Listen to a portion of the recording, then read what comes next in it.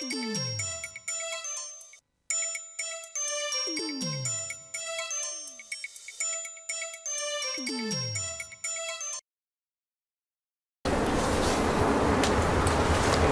and welcome to this week's episode of Fruitbox. My name is Kim Vassallo and I would like to welcome you to the show.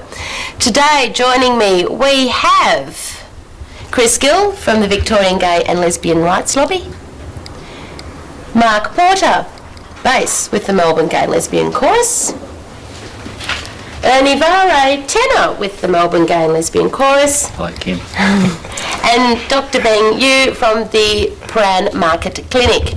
Welcome to you all. I'd like to read you out this letter, who is from Stalked in South Yarra. Stalked writes, "Hi, a few months ago I went to a sauna and got involved with a guy there. He was cute and the sex was great. We never exchanged phone numbers or addresses, but since then he has been hanging around my house, so I guess he followed me home. He parks his car out the front, waits until I leave for work and slowly follows me.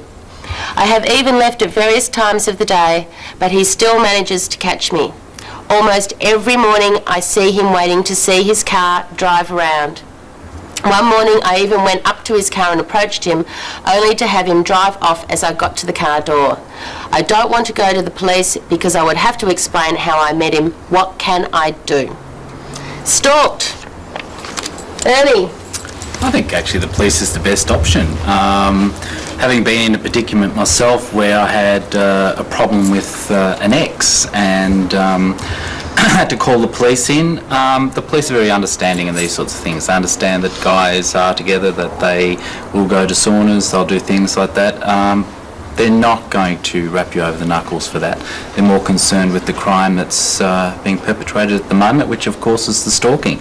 So this guy is a little bit of a worry. I certainly wouldn't want somebody hanging around the front of my house that I've had once at a sauna. Not that I go to saunas, of course, but Heard that before. yes. But I would certainly contact the police, tell them what's happening. At least they can be aware of it. If something does happen in the future, it's on record, and you're going to be somewhat more protected. Thanks, Ernie. Chris, what pearls of wisdom? Well, stalked in South Yarra. The last time I had something follow me home from the sauna, a dose of penicillin fixed it up. But look, the police will be able to help you here. If you're really, really concerned that your local police station isn't the place to go, there's the Gay and Lesbian Liaison Officers. So you can call the Gay and Lesbian Liaison Officers and they'll provide gay and lesbian sensitive policing advice for you, and you can get their details from the Gay and Lesbian Switchboard. Thanks, Chris. Mark, now, have you been a stalker or a stalkee in the past? Well, I'd just like to say to you, Ernie, that I'm actually your housemate. That's why I'm there. Okay? Just for the record. But I think the police is the best way to go. I don't think they're going to want to go into too many details as to how you met, but that's definitely the best way to handle it, is to go to the police. Thanks. And Ben? I'm going to say something different here. Oh! I think it's interesting because, I mean, there's a fine line between stalking and somebody being obsessed with someone. We've all been obsessed with people that we sort of, stare at all the time and all sort of stuff. And I think we have to see how harmful this person is going to be. I mean, if stalked feels threatened, I think definitely go to the police. But maybe it's just someone that's, sort of, I don't know, longing for him or something, and there's no harm intended. Maybe he will go away. Maybe ignoring him will be a good thing and he will eventually stop doing it. Well, I was actually wondering about the whole idea of following him and seeing how much he likes it. Back. Yeah, and like so you could start driving round and round in circles. It's going to be a slow trip. So you say... Well, maybe just ignore the fact that he's stalking. Maybe don't give him any attention, don't look at him, just continue in your normal way and see how long it goes for. But you might get to a point where you want to tell the police. But sometimes it's unpleasant telling police about things, I think. Had to deal with them myself. Maybe embarrass him or something by waving to him every morning saying, "Hi, I'm off to work now. I'll see you there in 5. So what do you think is the difference between obsession and stalking? Well, sometimes not a lot. But I think it's a fine line. I mean, you can be obsessed with someone, there's no harm intended, and if the person doesn't feel threatened, maybe, it's okay, but it gets to a point where it's stalking and the person feels threatened and uncomfortable, and then it's not okay. So it's all a matter of perception? Yeah, I think it is. Okay. Well, Stalked in South Yarra, we hope we've shed some light on your predicament, and maybe the best thing to do is go to the police and the police liaison officer who is skilled at dealing with these issues on behalf of gay and lesbian people. Now, if you'd like to send your letters in to the Fruit Box and have these illustrious group of people try and tackle them on air, you can do so by sending your emails to benttv@bigpond.com.au or posting them to P.O. Box 6256 St Kilda Road, Melbourne 8008. And that's it for this week's Fruit Box. Okay, excellent. Is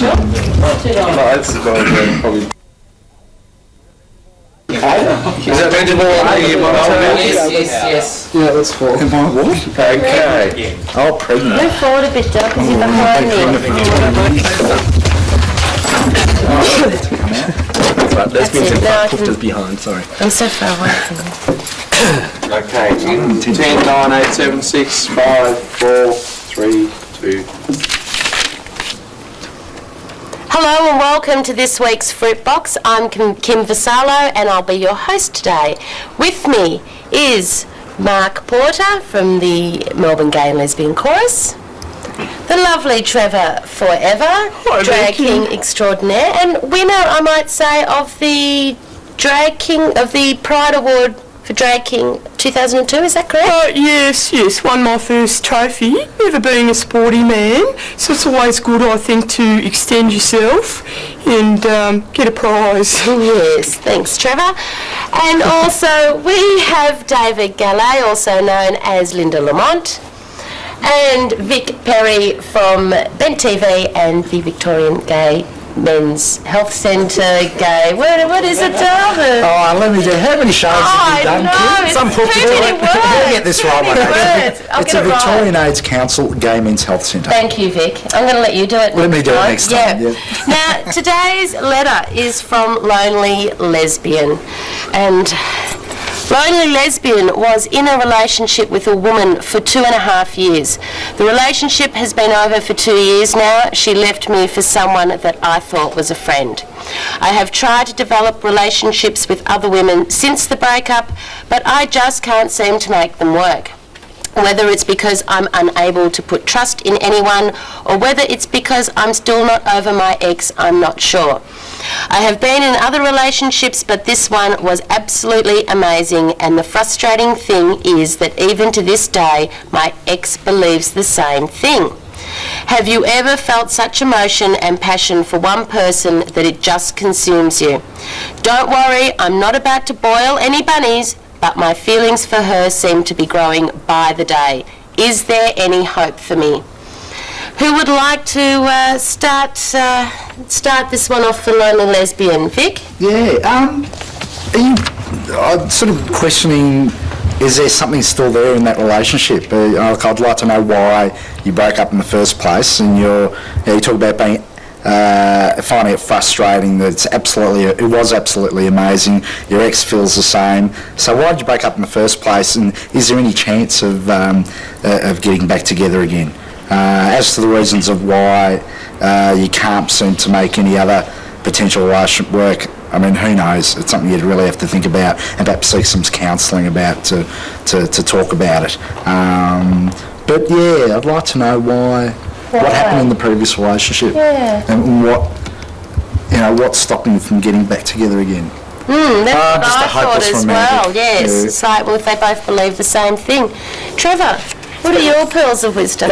Actually, to Lonely Lesbian, which is a very interesting name. Of course, I come from a family of interesting names as well, the Forevers, and I was like, there was the Third Evers, and then with the Forevers now. But I would like to say that I constantly feel consumed by passions that overtake me, and sometimes Yeah, and that I have trouble containing sometimes, but I would say to you, lonely lesbian, that you can have passion for many ladies at once, and certainly it limits the time you can spend with each one, but you can certainly arrange it that that's easier.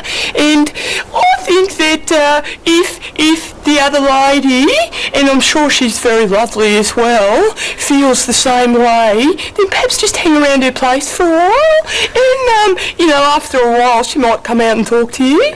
But if she doesn't, a little cooking tip: not good to boil bunnies because you lose the flavour. Stewing's always much better. Just remember that. Good stewing. Thanks, Trevor. I'm sure Lonely Lesbian will get a lot out of that. David, would you like to help the lonely lesbian? No, maybe not. Yes? Jesus. I can't say that. Sorry to all those bloody Catholics. Well, it's the Pope that's wrong.